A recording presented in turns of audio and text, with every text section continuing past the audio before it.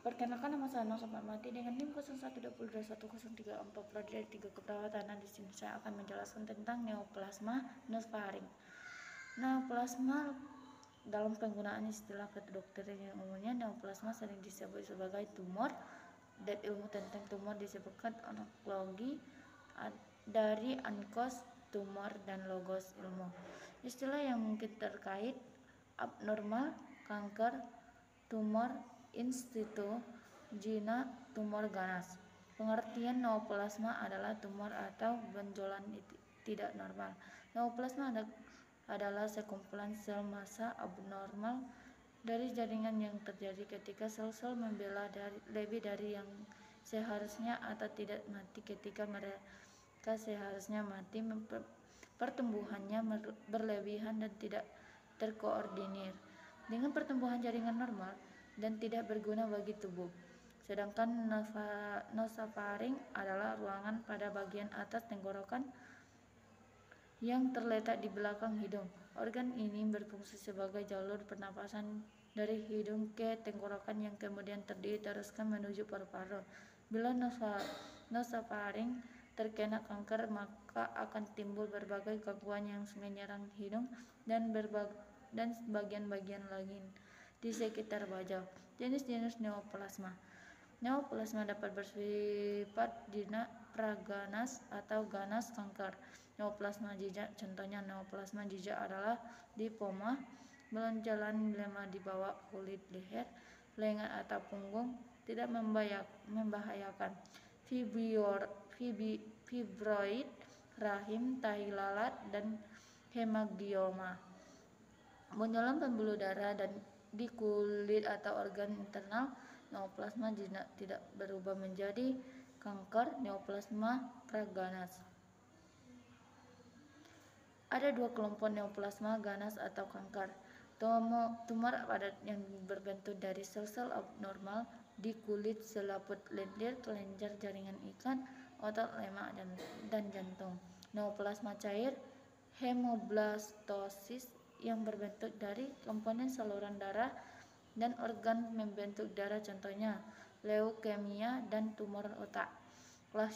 Klasifikasi dan tata nama. Klasifikasi neoplasma yang digunakan biasanya berdasarkan klasifikasi atas dasar sifat biologik tumor. Atas dasar fisik sifat biologinya, tumor dapat dibedakan atas tumor yang bersifat zina, tumor zina yang bersifat ganas, tumor ganas, dan tumor yang terletak antara zina dan ganas disebut intermediate.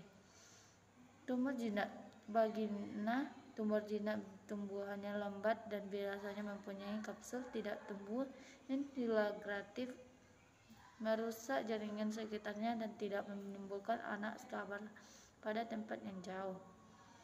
Tumor ganas maligna.